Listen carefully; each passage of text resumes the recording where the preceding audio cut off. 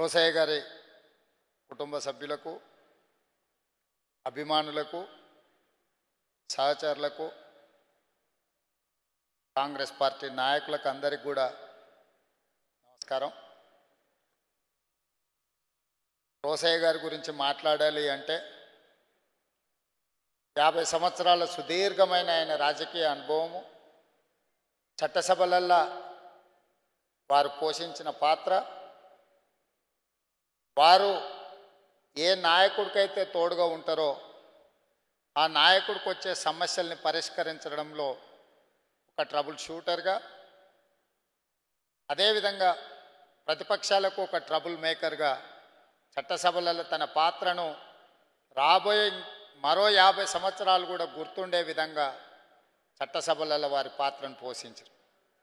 పరిపాలనా దక్షుడిగా, గాంధేయవాదిగా, కాంగ్రెస్ పార్టీ క్రమశిక్షణ కలిగిన సైనికుడిగా, శ్రీమతి సోనియా గాంధీ గారికి అత్యంత ప్రీతిపాత్రుడైన కాంగ్రెస్ పార్టీ కుటుంబ సభ్యుడిగా, మొన్న పార్లమెంట్ సెంట్రల్ హాల్లో సిపిపి సమావేశం జరిగినప్పుడు శ్రీమతి సోనియా గాంధీ గారు రోసయ్య గారి గురించి ప్రత్యేకంగా అడిగి సిపిపి సమావేశంలో వారి మరణానికి ప్రత్యేకంగా నివాళులు కూడా శ్రీమతి సోనియా గాంధీ గారు అర్పించే విధంగా అక్కడ చర్యలు తీసుకున్నారు. అంటే గాంధీ కుటుంబానికి రోసయ్య గారు ఎంత సన్నిహితులో, ఎంత అభిమానులో ఆ ఒక్క సంఘటన మనం గుర్తు చేసుకోవాల్సిన అవసరం ఉన్నది.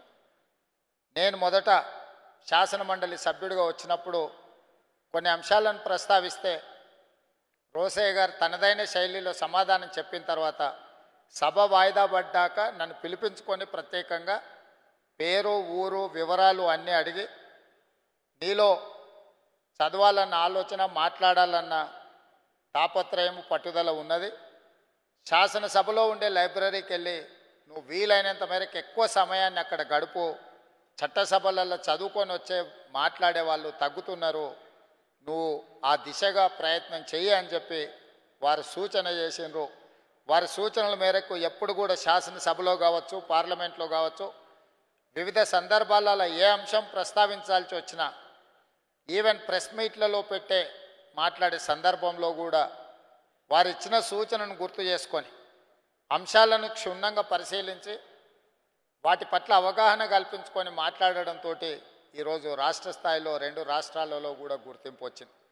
వారు ఎమ్మెల్యేగా, ఎమ్మెల్సీగా, ఎంపీగా, మంత్రిగా, ముఖ్యమంత్రిగా, గవర్నర్గా, అంటే ఒక ప్రజాప్రతినిధి, ప్రజలు ఎన్నుకున్న ప్రజానాయకుడిగా ఇన్ని హోదాలు నిర్వహించి ఏ వివాదం లేకుండా 50 సంవత్సరాల సుదీర్ఘమైన రాజకీయ జీవితంలో గొప్ప పేరు సంపాదించిన వ్యక్తి, దేశంలోనే వేళ్ల మీద లెక్క పెట్టగలిగిన వాళ్ళల్లో రోసయ్య గారు ఒకరు అని మనం గర్వంగా చెప్పుకోవచ్చు.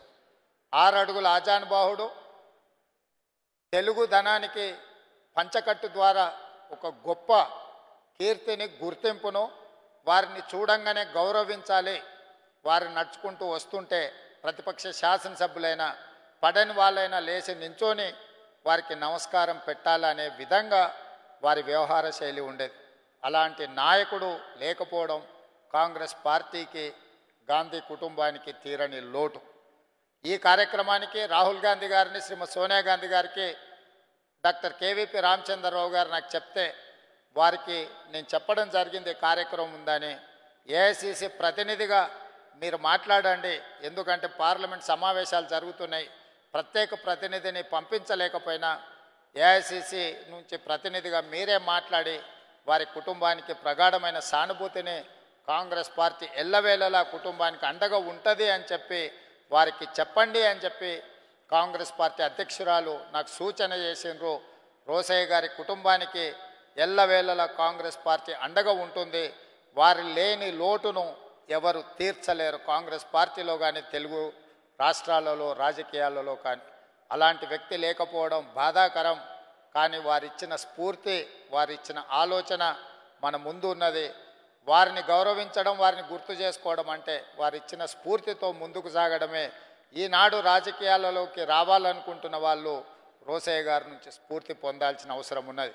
చట్టసభలలో వారు మాట్లాడిన చర్చలలో వారు భాగస్వామ్యాన్ని గమనిస్తే చాలా విషయాలు మనకు అర్థమవుతాయి.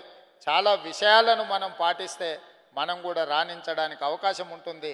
తప్పకుండా భవిష్యత్తులో తెలంగాణ రాష్ట్రంలో కాంగ్రెస్ పార్టీని ముందుకు తీసుకెళ్లే విషయంలో రోసయ్య గారిని స్ఫూర్తిగా తీసుకొని ఆదర్శంగా తీసుకొని కాంగ్రెస్ పార్టీని ముందుకు నడిపించే ప్రయత్నం చేస్తాం. ఈ సందర్భంగా ఒక్క అంశాన్ని నేను గుర్తు చేయదలుచుకున్నాను. ఒక జర్నలిస్ట్ మొన్న నాతో పంచుకున్నాడు. రోసయ్య గారు పిసిసి అధ్యక్షుడిగా ఉండి అధ్యక్షుడి పదవి నుంచి వారు వైదొలిగిన తర్వాత చాలామంది ఇంకా పెద్ద పదవి కావాలనో లేదా నాకు ఏ పదవి వద్దనో పక్కన కూర్చుంటారు. కానీ రోసయ్య గారు పిసిసి అధ్యక్ష పదవి పూర్తి చేసుకున్న తర్వాత మళ్ళీ అధికార ప్రతినిధిగా బాధ్యత తీసుకొని కాంగ్రెస్ పార్టీ వాణిని కాంగ్రెస్ పార్టీ బాణిని వినిపించి ఏకైక అధికార ప్రతినిధిగా పాలక పక్షాన్ని ముప్పు తిప్పలు పెట్టి కాంగ్రెస్ పార్టీ తిరిగి అధికారంలోకి రావడానికి వారి విశేషమైన కృషి చేసిందని చెప్పినప్పుడు నాకు ఆశ్చర్యం కలిగింది. ఎందుకంటే ఒక పిసిసి అధ్యక్ష బాధ్యత నిర్వర్తించిన తర్వాత కొత్త పిసిసి అధ్యక్షుడు వచ్చిన తర్వాత పాత పిసిసి అధ్యక్షుడు ఒక అధికార ప్రతినిధిగా బాధ్యతలు నిర్వర్తించారంటే వారు ఎంత నిరాడంబరుడో, వారు పార్టీ కోసము ఎంత కట్టుబాటుతో పనిచేసినరో ఈ ఒక్క సంఘటనను మనం గుర్తు చేసుకుంటే సరిపోతుంది. కాబట్టి వారిని ఆదర్శంగా తీసుకొని ముందుకు వెళ్తాం. ఈ రాష్ట్ర ముఖ్యమంత్రి గారికి గౌరవనీయులైన చంద్రశేఖరరావు గారికి కాంగ్రెస్ పార్టీ తెలంగాణ శాఖ అధ్యక్షుడిగా ఒక విజ్ఞప్తి చేస్తున్నా. రోసయ్య గారు, మర్రి చెన్నారెడ్డి గారు, విజయభాస్కర్ రెడ్డి గారు, రాజశేఖర్ రెడ్డి గారు, ఎన్టీ రామారావు గారితో పోలిస్తే సమకాలీన రాజకీయాలలో ఏమాత్రం తక్కువ కాదు. హైదరాబాదు నడిబొడ్డున అందరూ గౌరవించే విధంగా రోసయ్య గారి స్మృతి వనాన్ని రాష్ట్ర ప్రభుత్వం నిర్మించాలి, స్థలం కేటాయించాలి, నిధులు కేటాయించాలి. ఇదే రోసయ్య గారికి మనం ఇచ్చే గౌరవం. రోసయ్య గారిని ఆదర్శంగా తీసుకోవాలి అంటే హైదరాబాదు నగర నడిబొడ్డున గత ముఖ్యమంత్రులు ప్రధానమంత్రి పివి నరసింహారావు గారు, జైపాల్ రెడ్డి గారికి ఏ విధంగా అయితే స్థలం కేటాయించి స్మృతివనం నిర్మించినరో తెలంగాణ రాష్ట్ర ప్రభుత్వం కూడా అదే రకమైన స్మృతివనం నిర్మించి రోసయ్య గారికి ఘనమైన నివాళులు తెలంగాణ రాష్ట్ర ప్రజల తరఫున మనం తెలియజేయాల్సిన అవసరం ఉన్నది. కాబట్టి దయచేసి రాష్ట్ర ముఖ్యమంత్రి గారికి సగౌరవంగా నేను కాంగ్రెస్ పార్టీ అధ్యక్షుడిగా విజ్ఞప్తి చేస్తున్న, రోసయ్య గారి అభిమానిగా కూడా ఈ రాష్ట్ర ముఖ్యమంత్రి గారికి సూచన చేస్తున్న, హైదరాబాదు నడిబొడ్డులో రోసయ్య గారి పేరు మీద స్థలం కేటాయించండి. వారి స్మృతి వనం నిర్మించడం ద్వారా భవిష్యత్ తరాలకు ఒక ఆదర్శమైన రాజకీయాలను అందించడానికి రాష్ట్ర ప్రభుత్వం ముందుకు రావాల్సిందిగా వారికి విజ్ఞప్తి చేస్తూ సెలవు తీసుకుంటున్నా. ధన్యవాదాలు మిత్రులారా. హాయ్ ఫ్రెండ్స్, మా టుడే టుమారో యూట్యూబ్ ఛానల్ చూస్తున్నందుకు చాలా థ్యాంక్స్. మరిన్ని లేటెస్ట్ వీడియోస్ కోసం వెంటనే సబ్స్క్రైబ్ చేయండి. అలాగే ఈ బెల్ ని కూడా రింగ్ చేసేయండి. మా నోటిఫికేషన్స్ అన్ని మీ మొబైల్లో వస్తాయి. అలాగే మా వీడియోస్ మీకు నచ్చితే లైక్ చేయండి, షేర్ చేయండి, నచ్చకపోతే కామెంట్ చేయండి.